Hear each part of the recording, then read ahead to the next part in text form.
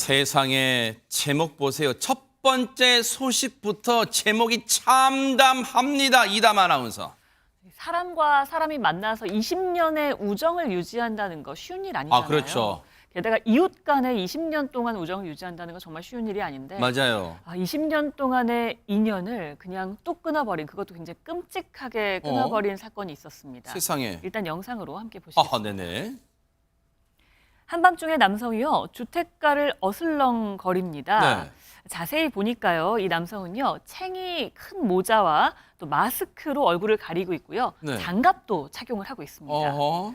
잠시 뒤에 골목길에는 경찰차와 구급차가 연이어 들어오죠. 어머나? 이 남성이 향했던 곳은 다름 아닌 이웃집이었습니다. 네. 이 집 안으로 침입한 남성은 잠에서 깬 70대 여성을 살해한 후 그대로 사라져버렸습니다. 어머나, 어머나, 어머나, 세상에.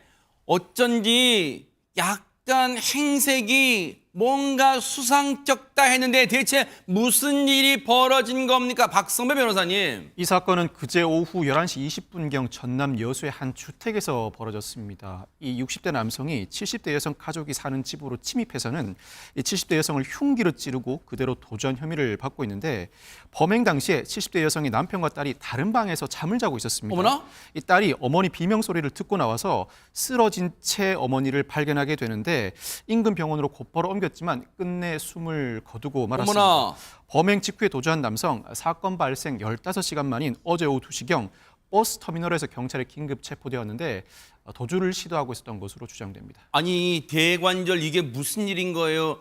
전효연 평론가님 무슨 얘기를 들어보니까 저 범행 당시에 피해 여성 혼자만 그 집에 있었던 게 아니잖아요. 가족들이 다 잠들고 있던 그 집에 버젓이 들어간다, 이게 말이 안 되잖아요, 이게. 그렇습니다. 사실 이 사건을 듣고 이 주변 이웃들이 좀 깜짝 놀랐다고 합니다. 왜냐하면 평소에 이 남성과 이 가족들이 굉장히 막역한 사이인 것으로 주민들이 알고 세상에. 있었거든요. 그러니까 말 그대로 이웃사촌이란 말이 나올 정도라고 하는데, 이 남성이 본래 이 지역에 살던 사람이 아니라 다른 지역에서 살다가 여수로 이주해온 선원이었다고 합니다. 어머나. 혼자 살고 있는 것을 보니까 다름 아닌 이 피해 가족들, 특히 이 피해 여성이 좀 처지를 좀 딱하지 않을까 생각이 들어서 굉장히 잘해줬다고 해요. 예를 들면은 뭐 우리나라 이웃들끼리 김치 나눠 먹잖아요. 네. 김치를 나눠주는 일도 있었고, 또 집으로 초대해서 음식을 대접하면서 이렇게 온정을 베풀어 왔는데, 어떻게 이런 일이 일어났나 주변 사람들도 지금 깜짝 놀라는 상황입니다.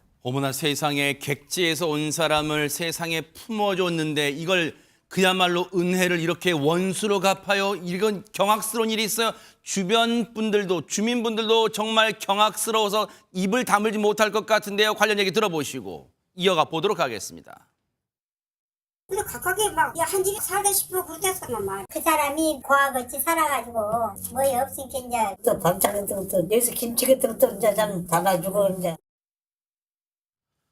주민분들이 보시기에도 아니 그렇게 살갑게 대해주고 가깝게 지내던 친척 같은 그런 사이였는데 어떻게 이런 일이 일어날 수 있을까 정말 기가 차하는 거예요. 그런데 보세요, 이담 아나운서, 이 범행에, 이 경악스러운 범행에 원인이 있을 거 아닙니까? 이유는 없어요? 이게 고작 10만 원 때문이었다면 믿어지시겠습니까? 세상에. 지금까지 전해진 내용으로 미루어 볼 때는 고작 10만 원 때문에 벌인 일이었다는 겁니다. 일단 이 남성이요, 건강상의 이유로 일을 하지 못하니까 좀 생활고에 시달렸다고 해요. 네. 그런데 평소 이 피해 여성이 거실에 10만 원씩 현금을 보관한다는 사실이 갑자기 떠올라서 이걸 훔치려고 계획을 했다는 겁니다. 세상에. 경찰 조사에서 이 남성은요, 내가 몸이 좋지 않아서 돈이 없었다, 돈을 훔치려고 침입했다, 처음부터 죽일 생각은 없었는데 소리를 질러서 살해했다라고 우발적인 범행이라고 주장을 했는데요. 네. 지금 보시는 것처럼 이 주택 계량기 위에 이제 자택에 열쇠가 있다는 사실을 알고 있었다는 거예요. 아, 평소에 가깝게 지내다 보니까 그것까지 네. 알고 있었군요, 세상에. 얼마나 가깝게 지내면 이런 것까지 알겠어요. 서로 믿는 사이라는 그러니까요. 거잖아요. 계량기 위에 있던 열쇠로 집 문을 열고 들어가서 거실로 들어갔다는 건데요. 게다가 이 남성 아까 보신 것처럼, 지금 보이는 것처럼 챙이 큰 모자로 얼굴 가리고요. 마스크도 썼죠. 장갑까지 꼈습니다. 세상에. 그런 다음에 주변에 어슬렁거리다가 집 거실로 몰래 들어갔는데 이 피해 여성이 이 남성을 발견하고 도둑이 들어왔으니까 소리를 질렀겠죠. 그렇겠죠. 그러니까 이 남성이 부엌에 들어가서 흉기를 들고 이 여성을 살해를 하게 된 겁니다.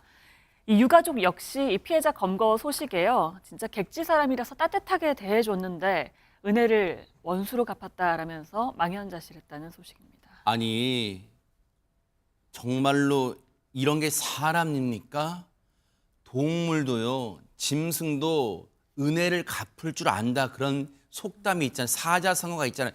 짐승만도 못한 인간이잖아요. 아니 이런 천벌을 받을 인간 어떻게 처벌해야 됩니까? 박주희 변호사님. 네, 이 남성에게 적용된 혐의는 강도살인입니다. 왜냐하면 돈을 훔치기 위해 사람을 살해했기 때문에 그냥 단순 살인이 아니라 강도살인인데요. 지금 경찰은 이 남성에 대해서 이제 강도살인 혐의로 구속영장을 신청했다고 하는데요. 근데 강도살인은 일반 살인보다 훨씬 더 법정형이 높습니다. 아, 그래요? 유기징역이 선고가 될 수가 없어요. 이 일반 살인죄 같은 경우에는 사형, 무기 5년 이상의 징역이 법정형이지만 어허. 이 강도살인 같은 경우는 아예 유기징역이 없고 사형 또는 무기징역만 선고될 수 있습니다. 배은망덕한 행동을 한 만큼 그만큼 합당한 처벌이 이루어져야 될 것 같습니다. 맞아요. 저런 인간도 아닌 진짜 짐승 한 번도 못한 인간들은요, 영원히 사회에서 격리하는 수밖에 없다, 이런 생각해 보면 너무너무 충격적인 그런 사건이었습니다.